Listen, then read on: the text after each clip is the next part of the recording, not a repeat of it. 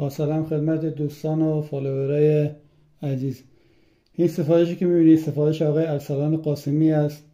یک هارد بوشکرافت یا شکاری جنس تیغ کنس بولبولینگ. دستش چوب راش با پلاکسی رنگی.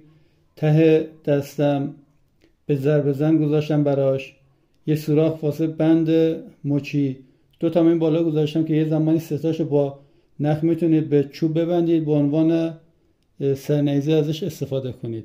میخوام الان اینجا تیزی کار و سختی کار رو بهتون نشون بدم.